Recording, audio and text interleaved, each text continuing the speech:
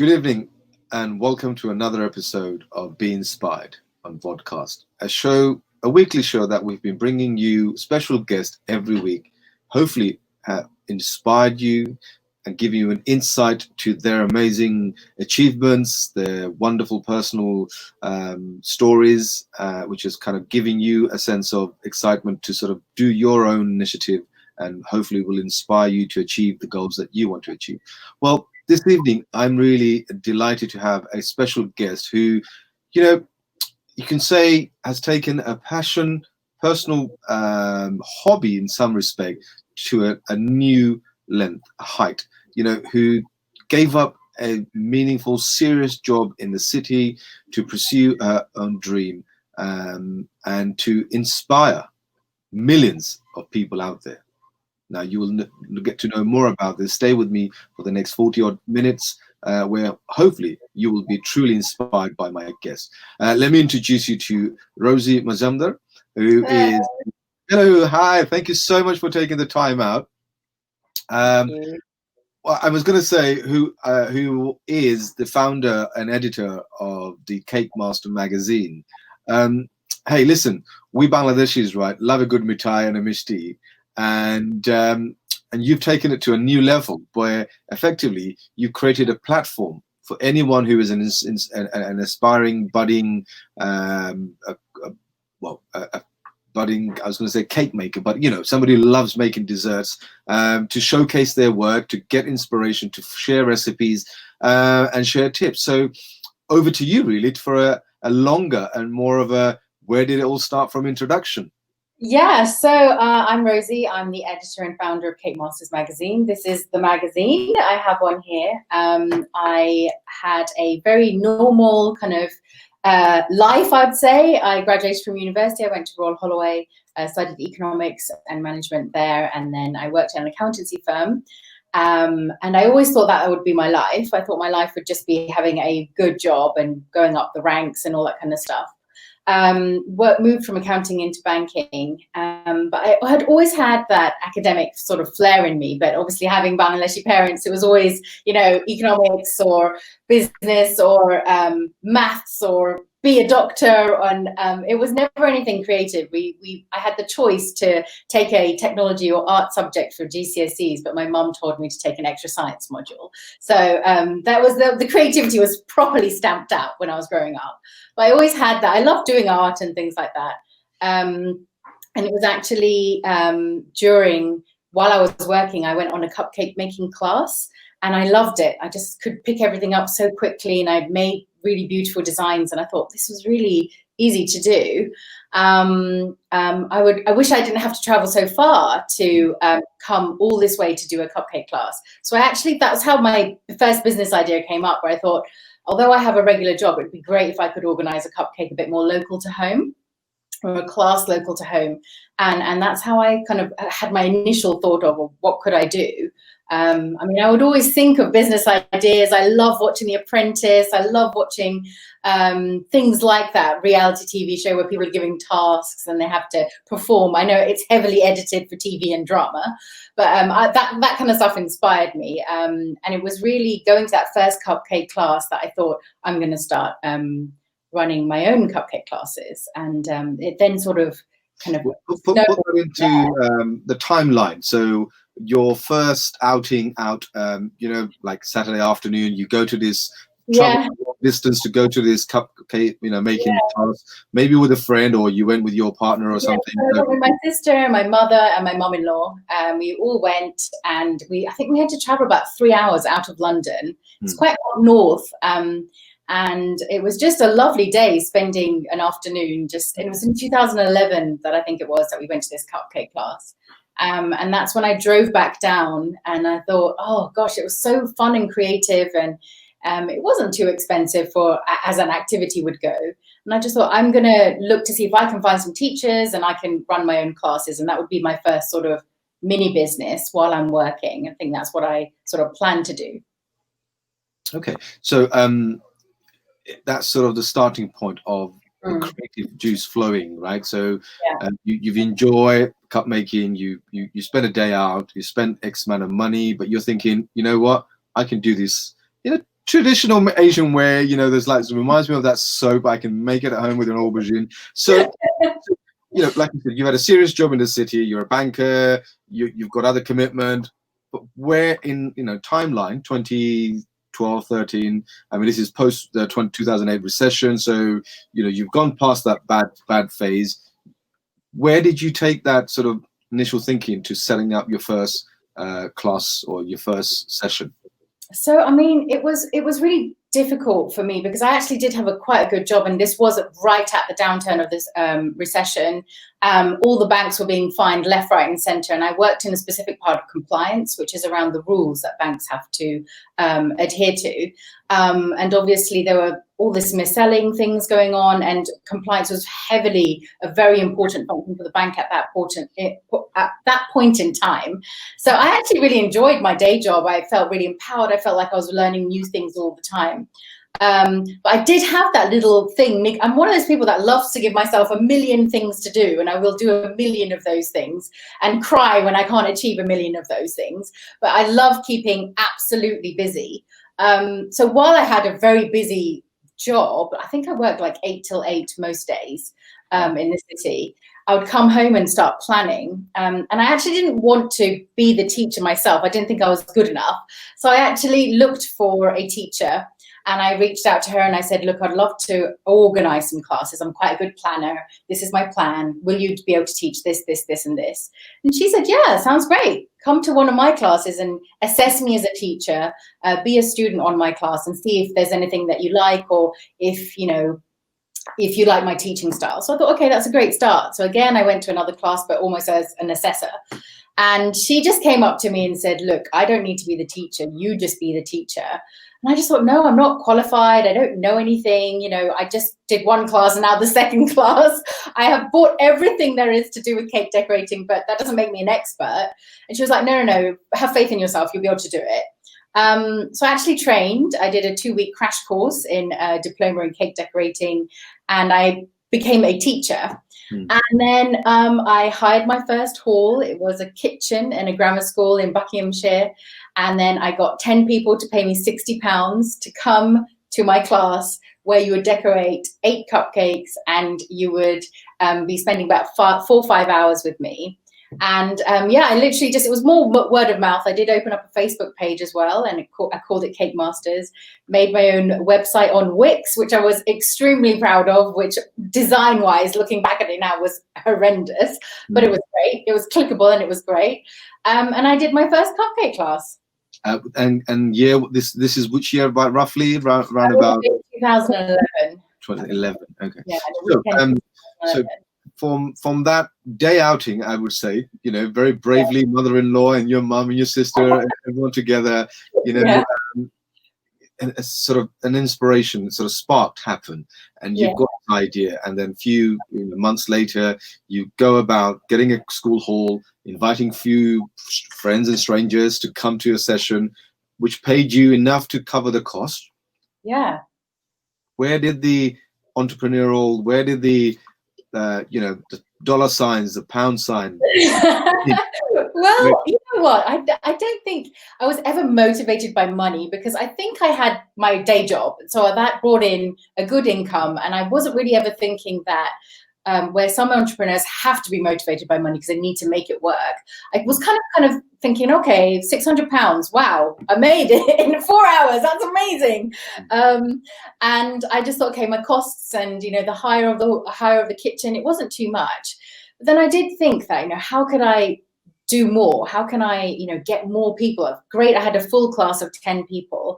How do I market myself? And Facebook is where Facebook sort of came in. But before I actually really did anything big on Facebook, you know, the little catalogs that you get through your front door, which shows all the local businesses. I actually contacted that business. It's the local directory, I think it's called. And I told them about my classes. I was very excited about it. And I said it was great. You know, it was fully booked. And, you know, I want to do an ad and be even more busy. And I even calculated that, you know, after this ad, so many people will come. So this is an A5 publication, and I had a quarter of a page in that A5 publication. Okay. So the publication is what, this big, and then my ad was probably this big. And I paid £300, so half of my turnover from my first class, £300 for this tiny little ad. And nothing came of that ad. And it just made me feel really disheartened that I'd spent half my takings on this tiny little ad. And I thought, right, there must be another way, which is where Facebook came in. So I opened up a Facebook page called Cake Masters, and it was at the beginning when Facebook was kind of new, and I just loved posting. So I posted all the stuff I was making at home, posted the stuff from the first class, posted the stuff that I'd be teaching, little mini videos, all this kind of stuff. And lots of people just started to see my stuff on Facebook. Before, I remember when I had around 30 likes, and 12 of those 30 likes were all family members. And then the 30 likes suddenly went to 12,000 likes. And it was people who were interested in the class. And Facebook's global. There are no kind of boundaries. People who were interested in the classes, students who are then coming back and sharing their creations, people asking for advice. And I was no real expert, so Google was my best friend. But it turned into a page where other people started answering, questions. And, someone said, oh, why do my chocolate chips, float to the bottom? How do I keep them immersed within the mixture and things like that? And other people were saying, well, I do this, and this is my top tip. So it became like a massive community. And then the classes just went crazy. People were seeing stuff on Facebook. And then I had someone fly over from Cyprus. I had someone drive down from Scotland for 7 hours. Her poor husband had to drive down for 7 hours so this woman could take a class with me. And they were just so excited to just come to this class. And there weren't that many classes being held back then. And Facebook really was my absolute, catalyst to really, putting me out there and, selling out classes. And it was just becoming a bit much because I was working, my day job for a week, which was long hours. And then suddenly I'd have to spend, I think I started doing 2 weekends, one day, one Saturday, but twice a month. And it was a lot of hard work to have to try and coordinate everything and plan the classes and bake the cakes. And it was just becoming a bit unmanageable. And I wasn't sure where I was going to go because it wasn't bringing in huge amounts of money, but also at the same time, it was very exciting. Okay. So, you're not motivated by money. However, as somebody with a finance background, both in terms of your energy, your time, and the cost of putting this on together. When did you think, what, this is going to be worthwhile, the extra effort? I mean, how did that come about? So I was actually getting quite tired of the classes, and I was spending more time on Facebook because the page had just grown arms and legs, and I was literally my phone was sewn to my hand. I was constantly liking, commenting, just constantly getting back to everyone who'd taken the time to visit my page and write something. I felt like I owed them that much. And that was taking more time than anything else. And I was just tired. And I would literally be working 8 till 8, come home. By the time I was home, it was 8:30, 9 o'clock, quickly eat some dinner. And then I was working right through on Facebook till like 2, 3 in the morning, just looking through all of the social media before I'd sleep for a few hours. And then I'd get up again and do my work again. So it was becoming like this really weird kind of zombie style routine. Working. And I'd kind of stopped the classes, and I felt, the classes are so much effort. Now this Facebook page has had so much activity.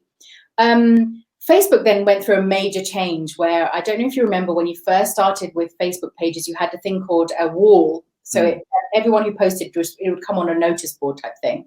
But then it went to timeline. So you could only see my posts, and then you'd have to do an extra clicks to see visitors' posts. So people started saying that to me. They're saying that, I can't see everyone else's posts. I can only see your posts. And I was a real advocate for sharing other people's creations. And it literally would be anyone with a good photograph or anyone who had created something that they were proud of, they could share it on my page.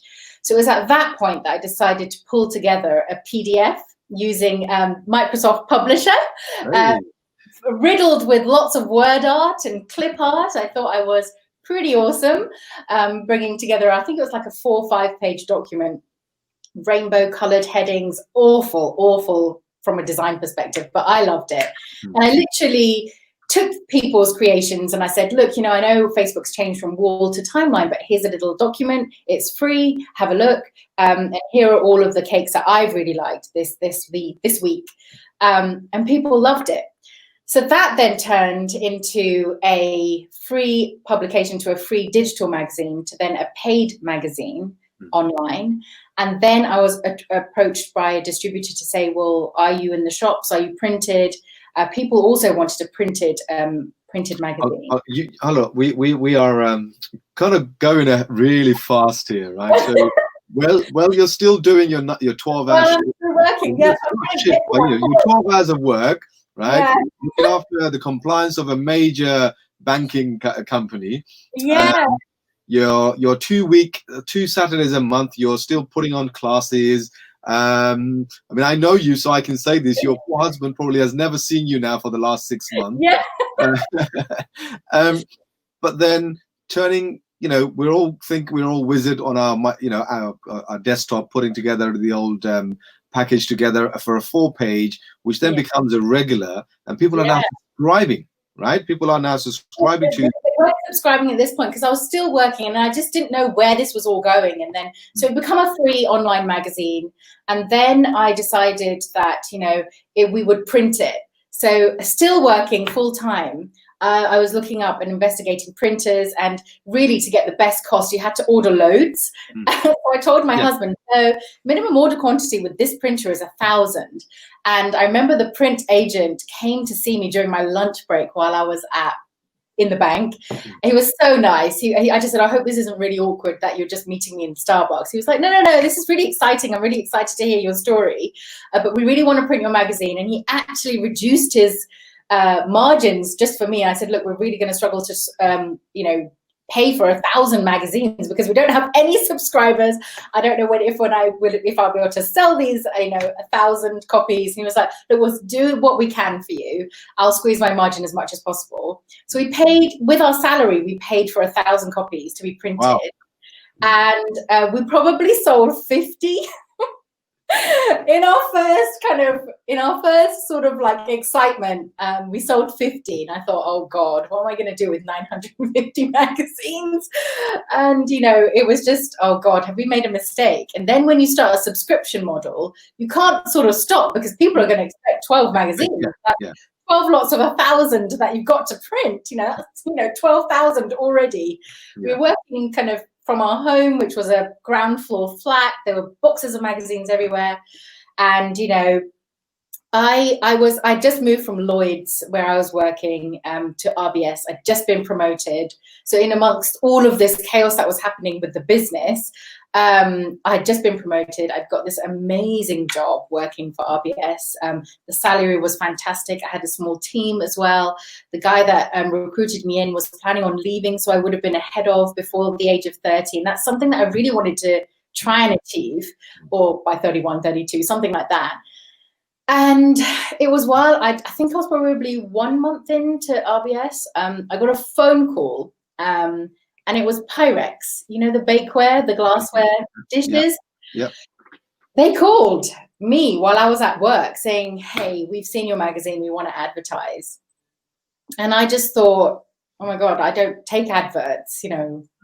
This is like, I was like, yeah, sure. What do you want to do? And they were like, yeah, we want to do a full page. Please, can you send us your kind of stats? How much do you charge? All this kind of stuff. Your rate? You don't have a rate card. I don't even have anything. I don't have any advertisers, but they've clearly seen me on Facebook and they've maybe even bought a copy of the magazine. And it was at that point where I just decided that I think I have to quit my job. I can't be at work and then get a call from a company like Pyrex was like a massive boost to. If a company like that would actually recognize my brand to actually want to advertise.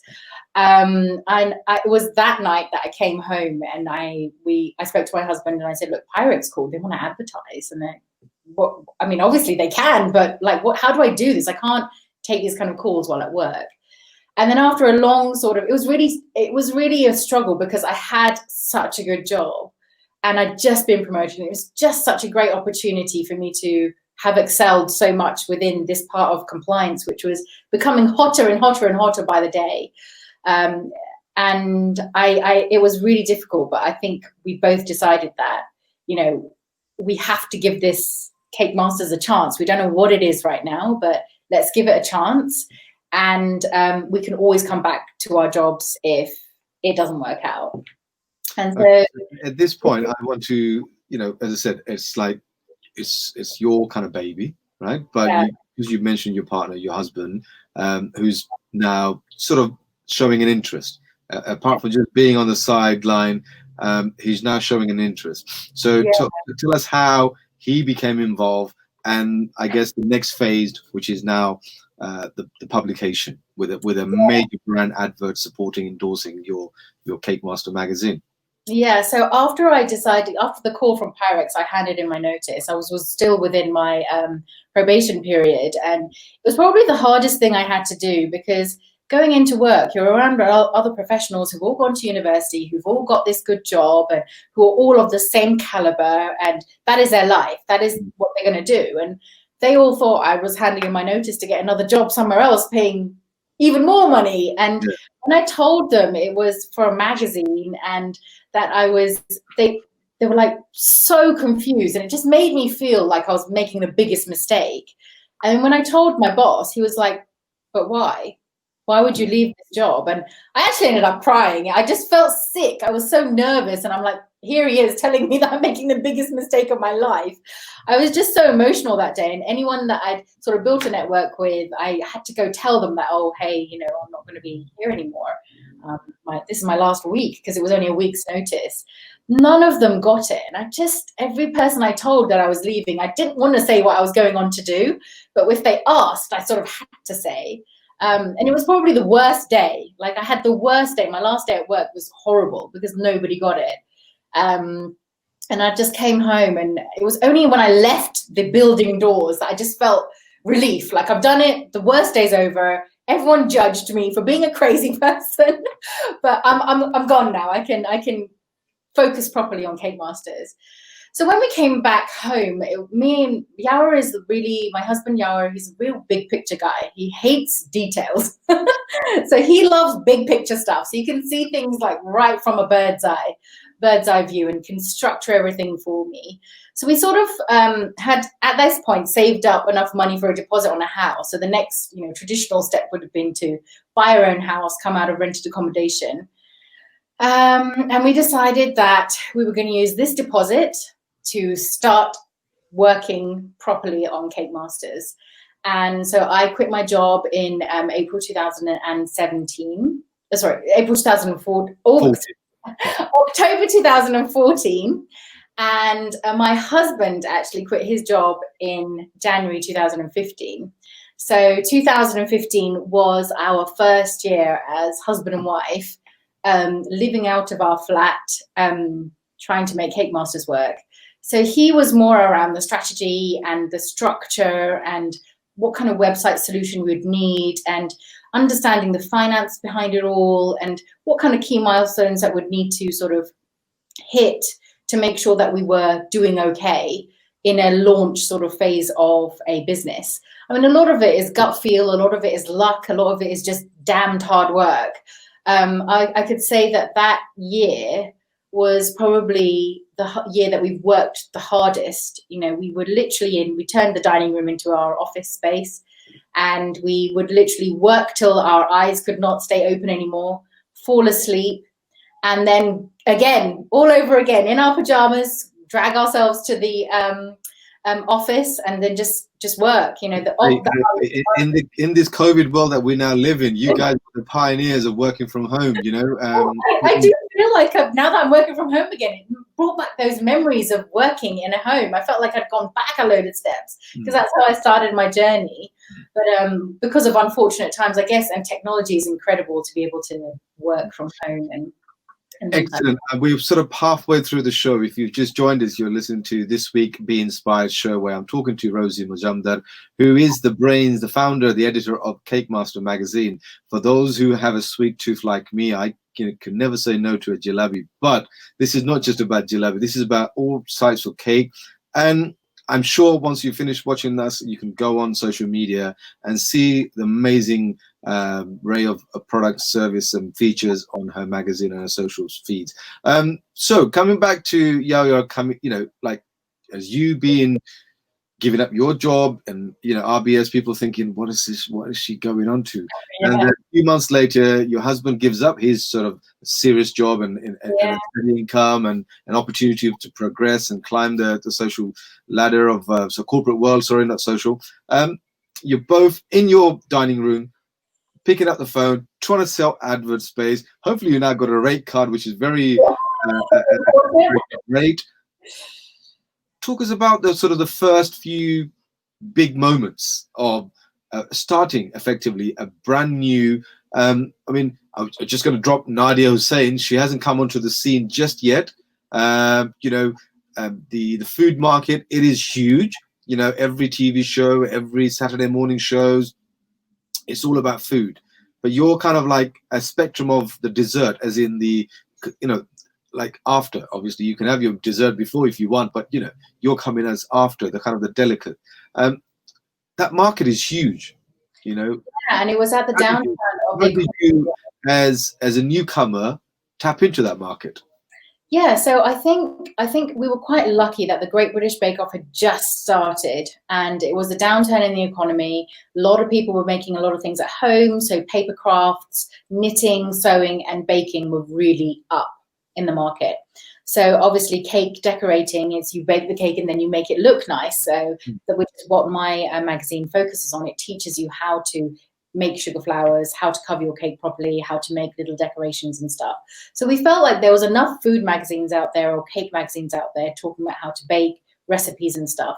We were that next stage. So we weren't going to be, this is how you make a cake and this is how you get all the ingredients together, because there's too many resources like that online already. So kind of like taking on from the classes where I would teach people how to decorate their cakes, the magazine was just an extension of that, showing how to do these massive, big things. So this one, we teach you how to actually make this whole wedding cake from scratch.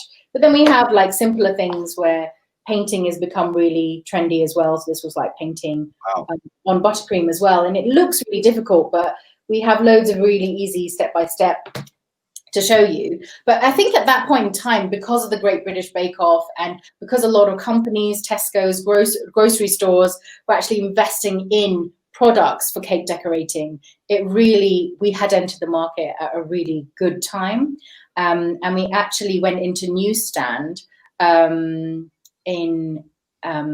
we actually were in newsstand, so we were available in Tesco's and Sainsbury's and all that kind of stuff too, which is where people pick up all the ingredients for baking and cake decorating. And because stores were becoming a bit more specialist, it helped the whole kind of thing where people wanted to learn how to decorate cakes more.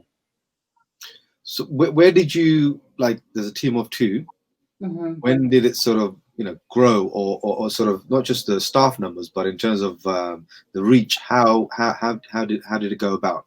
How did it make it happen? So we actually, Facebook was just, again, the catalyst. So we did all of our promoting on Facebook, and we grew from 30,000 to 60,000 to a couple of 100,000 to now where we are is at under 1 million. And it was actually Facebook. I actually complained to Facebook about something because something wasn't working on my page via an ad. And I actually ended up speaking to someone and they heard about my story. I can't believe it was all from a complaint, but they heard about my story and they actually said, wow, we would love you to be an ambassador. We would love to talk about Cake Masters and how you use Facebook to actually grow your business and, promote all of your content from the magazine on Facebook. So a real kind of key milestone for me for doing things right was actually being contacted by Facebook and being made an ambassador and then being invited to talk at so many events like the She Means Business campaign that they launched in London. I speak there and I have spoken, I've met Sheryl Sandberg as well, who's the COO of Facebook, which was just such a surreal moment that she knew who I was and that she read my magazine. And but Facebook really was the place where we promoted everything. So I mean, I remember when we first looked at your work for BB Power, we were like, wow. I mean, as you mentioned, this Facebook, who kind of, say, pushed you and uplifted you? I mean, obviously you've got the raw talent and everything, but that exposure, global exposure through Facebook. Now, in terms of obviously, where we are now with COVID and people, funny enough, for the love of money, you couldn't get baking products in our local supermarket. Didn't have anything for few weeks because people were buying in bulk to, I guess, comfort and do things creative at home. And so your online presence at the moment is pretty impressive. So what would you say has been the shift? I mean, obviously you've got Facebook, and I know we follow each other on social media, so I know you're on Instagram as well. But what's been the sort of the shift in people's your viewership, your readership? I mean, with COVID and everything else, could you sort of elaborate on that, please? Yeah, sure. So we've always, we would love to just be a digital publication, but because we are in print, people just love holding a magazine and seeing the pictures, almost studying the pictures like a book. And print is expensive. So from a purely financial and business perspective, it would be far more profitable for us to not have a printed magazine. Because all the shops were closed, and because a lot of the distribution networks closed as well, people could not actually get our magazine physically. They could only buy it through our website, where we had stock ourselves through our subscription house. So a welcome shift for us was that people were downloading our app. So we have always been digital. We started digitally. And we were in App Store and Google Play, where you can just download our app for free, and all the magazines were there. We always felt that there was sort of a resistance, even in this day and age, for people to want to have publications on their smartphones and devices. They'd much rather buy the magazine and pay for the delivery. So COVID has had a massive shift in people downloading our app or changing from printed subscriptions to digital subscriptions. So that has been a wonderful welcome change for us. And we've noticed that the downloads for each individual magazine has increased dramatically since April, when lockdown had sort of started. So that's been a really good thing for us. So now you've got that cake decoration, kind of cornered, right? That you are the to go to. As a business point of view, is there other areas that you're kind of interested, that you've been approached? I mean, how are you evolving? So we actually did the Cake Masters Magazine Awards, which was the first awards of its type, and it was also a point for us to diversify. So it's an event that happens in November at the Birmingham, in Birmingham. We first started off at the NEC, and then we moved, when we outgrew the banqueting hall at the NEC, we moved to the Hilton, which seats around 700 people. So we have the Cake Masters Magazine Awards, which are called lovingly by all of our guests the Cake Oscars. Yeah. And we did the first one in 2014, where we had, I don't know, maybe about 130 people come. And then that has now evolved to a massive annual event with big sponsorships, to where we have around 700 people coming from around the globe. So that to us is a diversification for us, and we really enjoy doing the event side of things. So for us, we have actually branched out a little bit into doing country-based awards. So we did our first Indian Cake Awards, the ICAs. The American Cake Awards were supposed to happen in Miami this April. I was just about to book my ticket. Everything was planned, everything was done, but obviously lockdown happened, and suddenly the tickets became very cheap. And I just thought, what is happening right now? Let's just book. And my ticket agent was like, no, I think something's wrong. And then he told me, yeah, all the tickets have been cancelled. So yeah, we diversified in doing so. Indian Cake Awards was in Mumbai, and we did the first one last year. Any Bollywood stars coming to show off their decoration? It was only our first one, so it was a good first event. It's always nerve-wracking to do it in a totally different country. Yeah. I mean, brilliant partners out there who we worked with to do this, and also you never know how a new market is going to really take it. But it was really good. They enjoyed it. We were looking forward to do something bigger and better this year, but obviously because of COVID, we've not been able to do that. But the awards is definitely the events and the planning around the awards, and we've become quite expert at running these awards events. So that has been a great diversification for us. Okay, so pretty much, as you said, I mean, without wanting to steal the Oscars name, but the Cake Oscars, the Cake Masters, for all the wonderful, fancy dramatic scenes on a cake. I mean, effectively, it tastes good, but more importantly, it looks good as well. Yeah. I mean, the reason why we're doing this show is to sort of like showcase some amazing people in our community who can inspire others.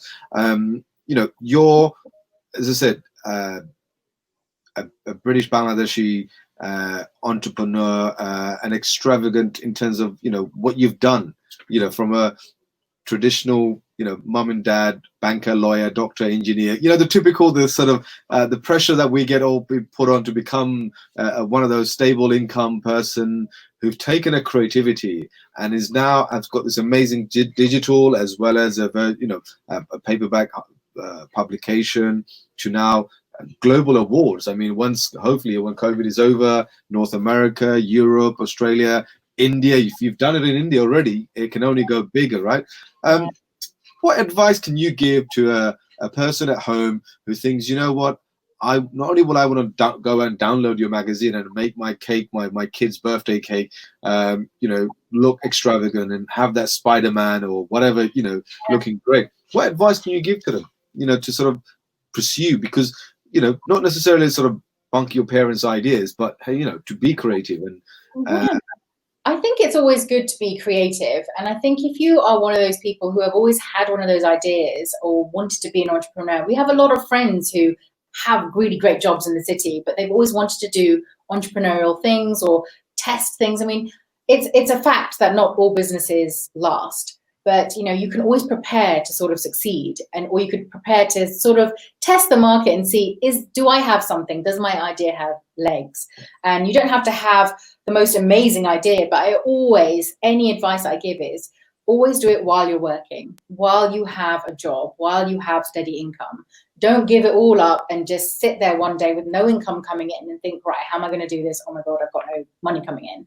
We felt that because we were working and it was stressful, there are disadvantages to it because you can't focus fully 100% on your business idea, but you have that comfort of having money, place to stay, being able to pay your bills and the rent or the mortgage. I would always recommend doing it while you work. And a couple of other friends that we have are doing these amazing businesses, but it's while they're working. So that they're at that really stressful stage where we never see them because they're working during the day and then doing their business or trying to launch their business during the night. So I would always recommend that. I would always say, look, try and make sure you have a pot of income that you can draw from. Don't make things too stressful for you from a financial perspective. We didn't really think about the money to begin with. And I think that helped us really be determined to right, these are our milestones. We need to get to it. We don't need to put financial milestones down, but this is what we need to have achieved by the end of the year to make sure that our magazine is out there. So I would always say that have something, have some resources to sort of draw on. Excellent. Well, I'm coming to the end of the show, but I can't not ask you for a few of your favorites. So, what type of cake you like, what really gets your attention, what really sort of choosing what to go on the front cover, basically. But let's start with what's your favorite dessert and cake. I actually am sick of cake. The point where, we've been in this dessert industry or cake industry that I used to get gift at the beginning. When people used to see me as the editor of the magazine, they'd make me cakes to eat. And I thought, oh no, another box of cakes. What am I going to do? I think we've just got so sick of it because we've just had so much of it. But, I actually really, if I was to have something sweet, I love fruity things. So if I was to go to a restaurant and have something, probably like a hot fruit flan or something like that. I do love fruity based things. I'm not really too keen on having a full cake to myself, but I actually like the dairy free egg cake box. I love their fresh cream. Yeah, I mean, you've done India, right? You've done India, so there's a huge market out there for egg free and so forth. So different regions have different things and different. Because you are in 44 different countries, right? Which is amazing. From your dining room to 44 different countries, a million plus people on social media, your websites getting hundreds of thousands of downloads. It is remarkable. So for both, you're the boss, Yona's the second in charge. What's next? What's next as a business? Or as a couple? Are you sort of starting to think beyond cake? I mean, we are at that difficult stage. I think COVID has sort of put a jam in the works, but maybe also has put a little bit of given us time to think about, right, what is it that we want to do, what is it that we think that we can do with the brand going forwards. We do like the idea of doing more events-based stuff, but again, with COVID, it's been like such a detriment to anyone in the events-based business. And I think virtual events don't always have the same impact. So we are thinking of different things, potentially exploring new ideas, maybe going into totally different industries altogether, and pitching event ideas, because we are good at organizing the events and making an event feel very special. So during the Cake Masters Magazine Awards, we literally, the atmosphere in the room is just something you can't bottle and sell. It's just amazing. The anticipation, the music, the lights, the sound, all of that. And it's not, it's just something that we think we're good at. So we think we want to expand and look more at opportunities in that area. Excellent. Well, look, virtual world, when it comes to an end and we can get together, I look forward to catching up with you, because we've been planning to get together for a long time. And hopefully I could share some of my favorite desserts, and which are always jalebis and rasmalais. But look, thank you so much for taking the time out to talk to us, and I hope people are watching at home have been inspired by this amazing journey of yours and your husband. But so thank you so much for this evening, and for all our viewers, thank you for tuning in and listening to and being part of Be Inspired this evening. I hope you've been inspired, and you will be back with us next week for another amazing guest who will talk about their success, their journey. Until next week, stay well and stay with us.